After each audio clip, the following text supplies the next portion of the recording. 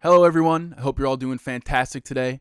I'm Richard Lyons, and I'm here with another episode of the Lyons Den. Thank you for tuning in as always. And if you do enjoy watching this show, please hit that subscribe button. And also, if you want to go check out our other show on the channel, the Memo Podcast, where we talk about sports and sports news, where it's me and my two good friends, Alex Masados and Matt Brodsky, please go give that a little look if that sounds like it interests you. But here in the Lyons Den, we talk about movies and TV, so that's what we're going to do today. And I have three things on the agenda. Number one, I saw the movie Fantasy Island last night, so I'm going to give my thoughts on that. Number two, we have some details about Martin Scorsese's next film, and I just want to talk a little bit about that because I looked into it a little bit and it sounds interesting. And number three, there was a rumored casting of one of our favorite Game of Thrones actors in season 2 of The Witcher. So I'm going to go in a little bit about that. And that's on the book for today. So if that interests you, please stick around and take a watch. So first on the list, as I said, my glasses. Last night, I went to the theater with a few of my friends, and we saw the movie Fantasy Island. And I didn't look at any reviews of this beforehand. I didn't see any trailers. I just knew it was supposed to be a horror movie. I really didn't know anything about it, honestly. I just wanted to go to the movies so I could have some stuff to talk about on here. And it might be one of the worst movies I've actually ever watched in my life in a movie theater. Maybe I've seen worse at home, but going to the movie theater and watching a movie, one of the worst I've ever seen. It started off okay. The premise was pretty cool. So essentially, these people win a trip to Fantasy Island where you go and they make all your fantasies come true. And obviously, all their fantasies start to go wrong because, what's his name? Michael Pena is the owner, and he runs the island. And he says to them very mysteriously, "You must see your fantasy to its true and final conclusion." So obviously that means if stuff goes wrong, you can't get out of it. You got to deal with it. And the premise was cool, but none of it ended up making sense. I mean, they tried to throw in too many twists in there. There were characters who just didn't matter at all. Michael Rooker, is that his name? Michael Rooker's character did not need to be in the movie. He was such a waste of time, and his whole plan was absolutely ridiculous. I'm going to talk about spoilers here because I'm not going to recommend this movie. Don't waste your time. It's not even like so bad it's good kind of thing. It was just like bad and boring. And yeah, so essentially I don't remember everyone's name either because I don't care. There's like 5 or 6 people who all have their separate fantasies. There's these 2 brothers who they go and they would just want to be in like a house party. There's one woman who wants a second chance to say yes to her husband. Not her husband, her boyfriend who proposed to her, and she said no because she was in a dark place. Then there's another girl who was bullied in high school, and she just wants to like get revenge on the girl who bullied her, and stuff like that. So they all go to their fantasies, and they're all having a great time. The guys in the party, like they're just partying with models and all this stuff.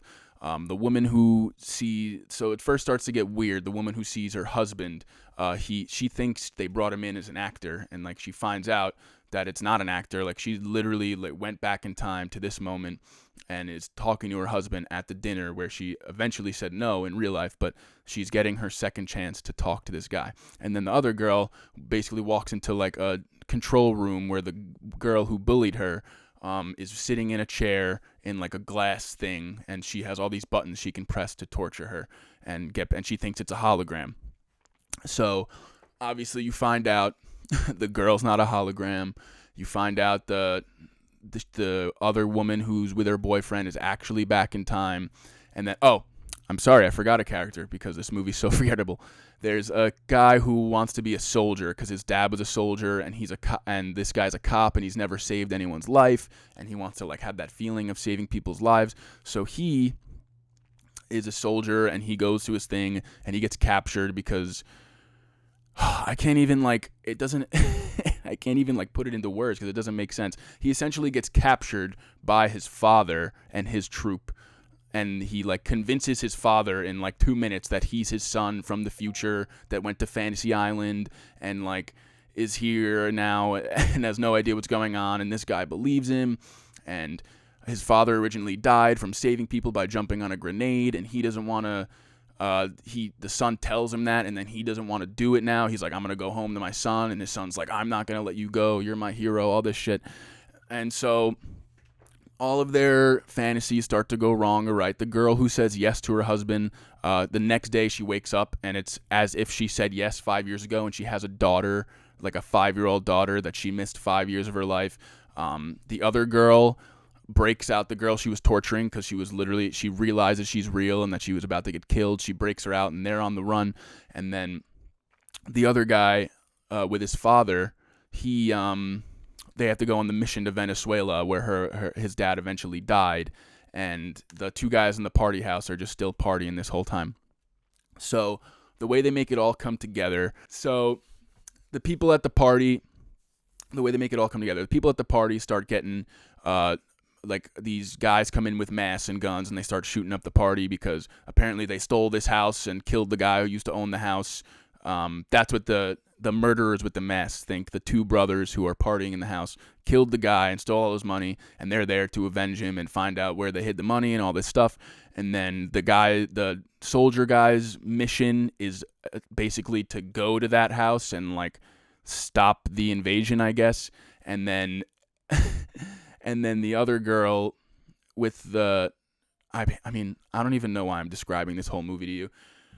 Basically what happens, all the people end up coming together, and there's like 3 different twists. First, you think the assistant to Michael Pena is the person who brought them all there, and then you find out it was the girl who was torturing the girl who bullied her.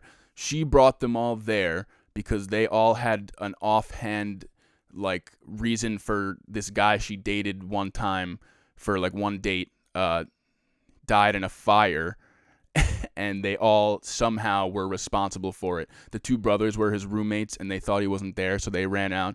The girl who wants to say yes to her husband lived under him, and she's the one who left the stove on and caused the fire.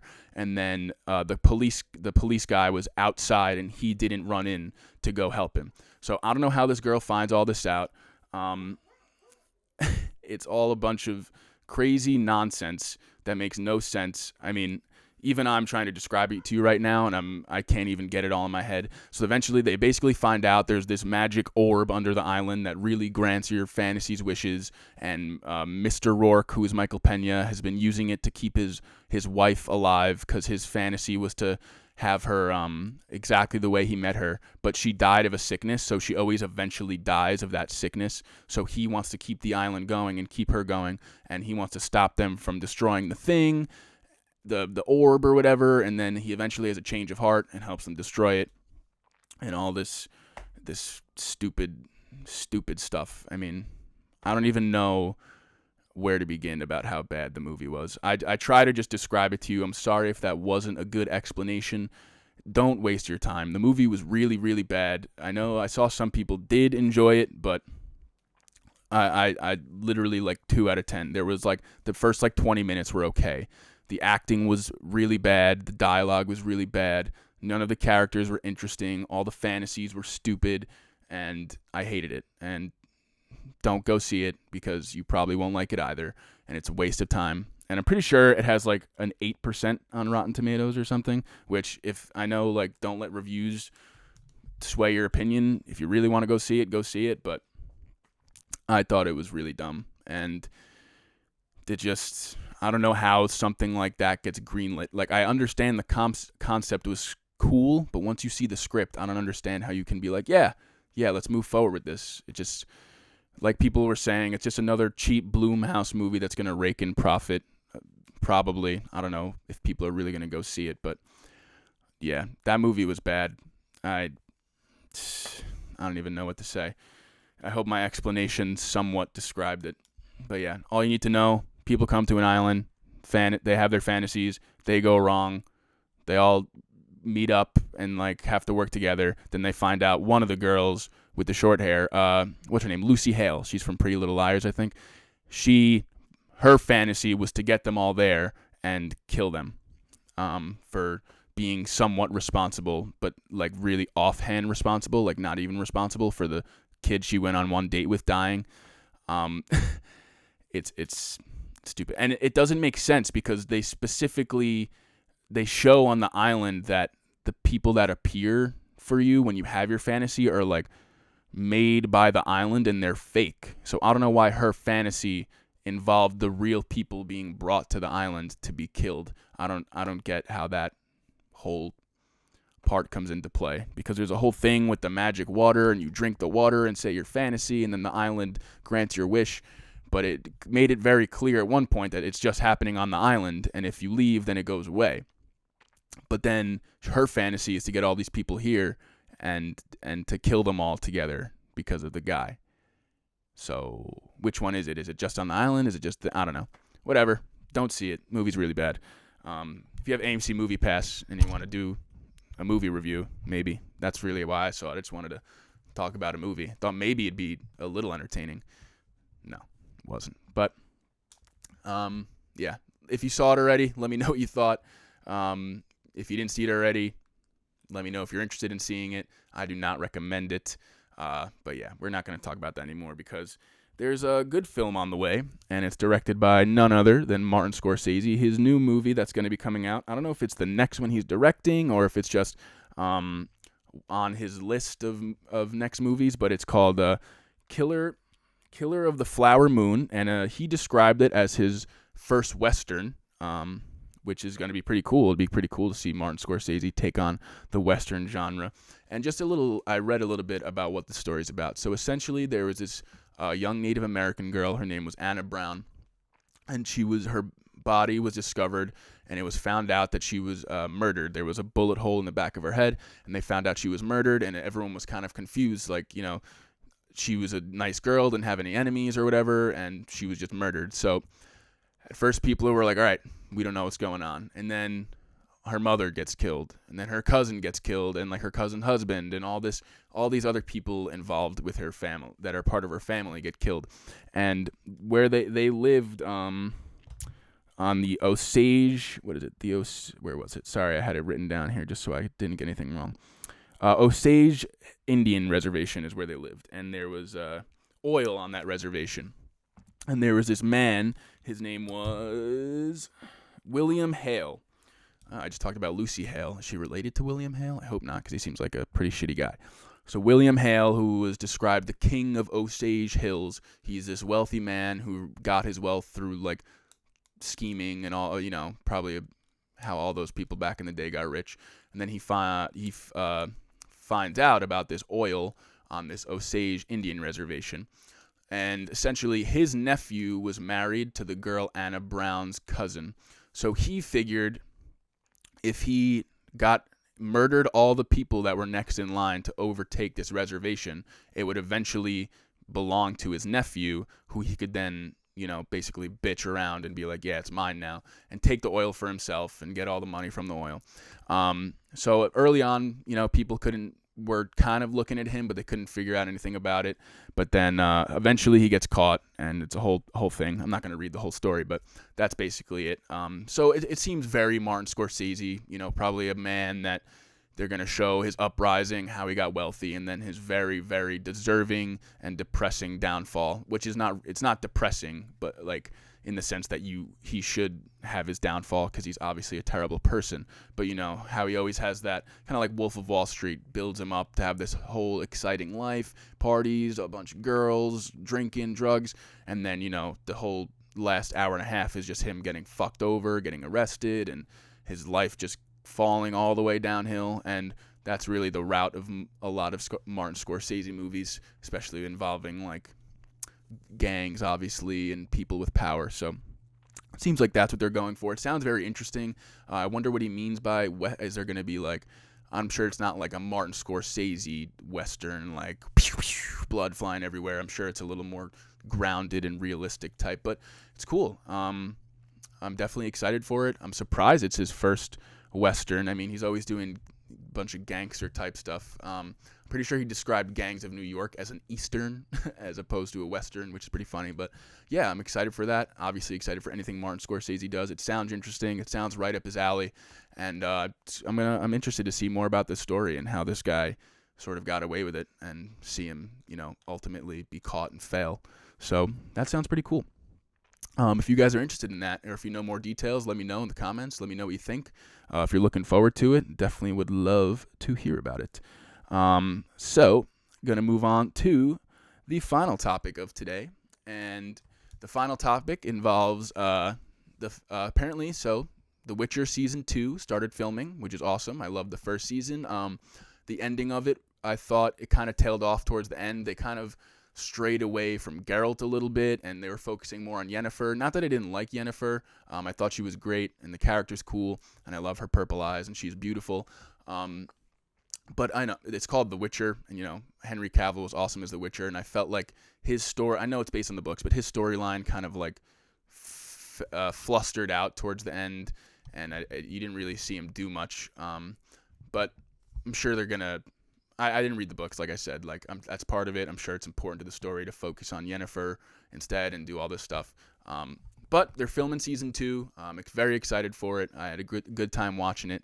But I am hoping they start releasing it weekly because I can get into that another time. But I think it's important for shows to be released weekly instead of being binged. I think it just keeps their name in the news longer, and it's a whole thing. But we'll talk about that another time. So, the reason I brought up The Witcher Season 2, and as I said before, one of the fan favorite Game of Thrones actors, his name is, and excuse me if I pronounce this wrong, Kristofer Hivju, I believe it's pronounced. It's Nivju, so you want to say Nivju, I don't know, but I'm pretty sure it's Nivju. I'm sorry, I'm trying.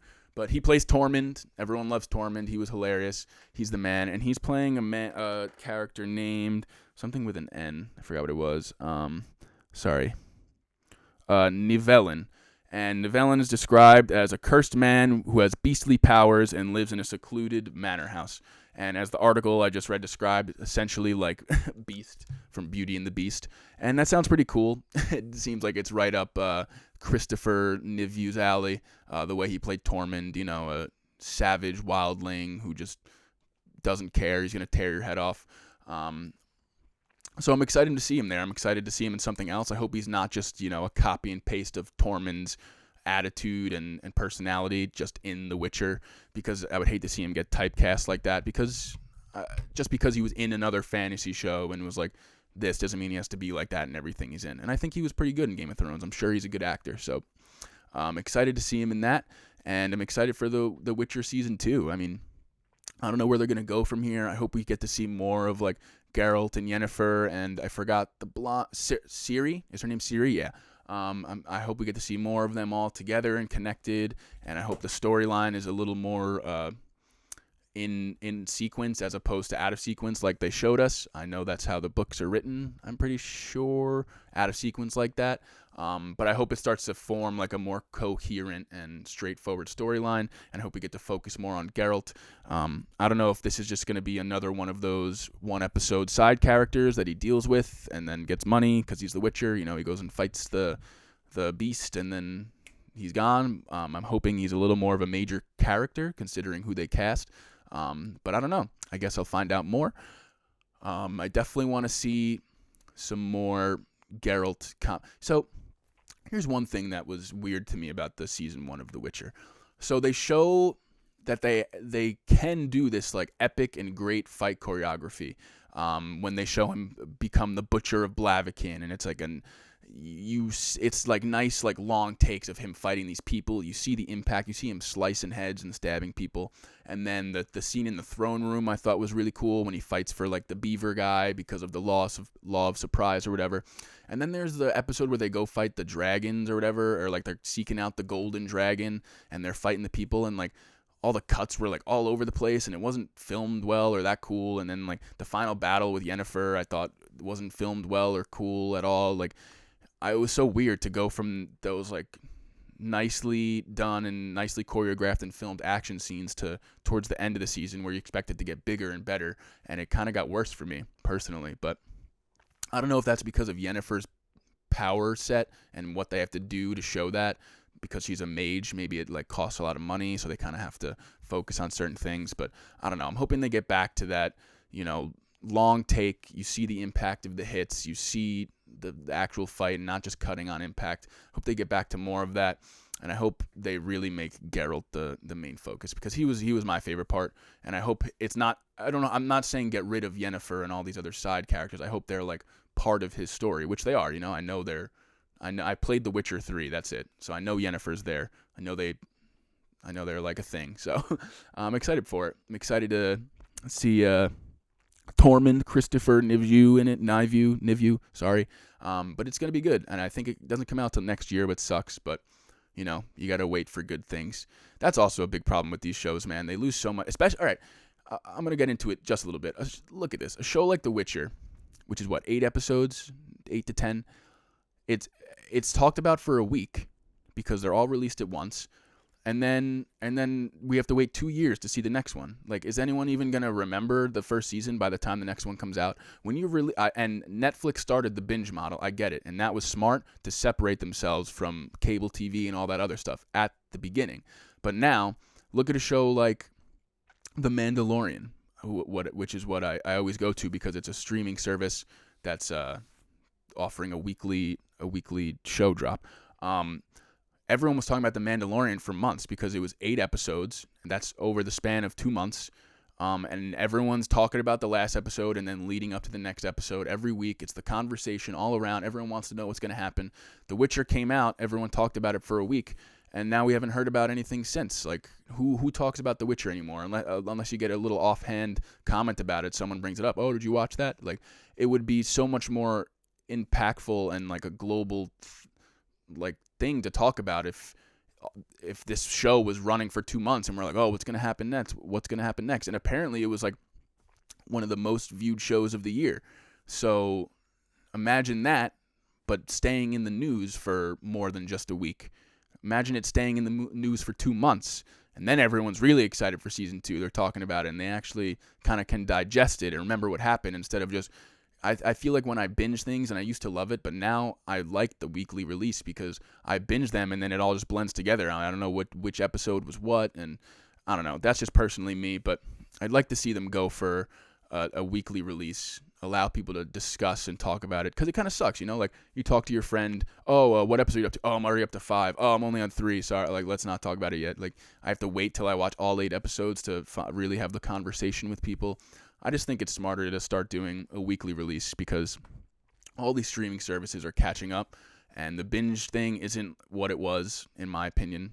Doesn't have that same appeal, and it's not good for their business, I don't think. I think you want your shows to be in the news longer. And then like the Stranger Things, like it's so easy to watch, and like you literally can watch Stranger Things in like a day. Like, it's so easy to just sit there and throw it on and just finish it, and then you're done. You're not wondering, you're not talking with people about what's going to happen next. You just watch it. Oh, did you watch Stranger Things? Yeah, it was cool. This and that. Nice.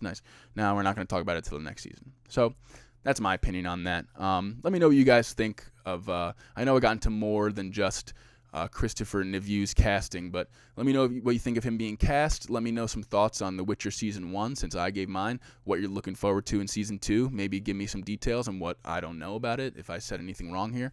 And yeah, that's it for this episode today. Thank you very much for tuning in. I really appreciate it, as always.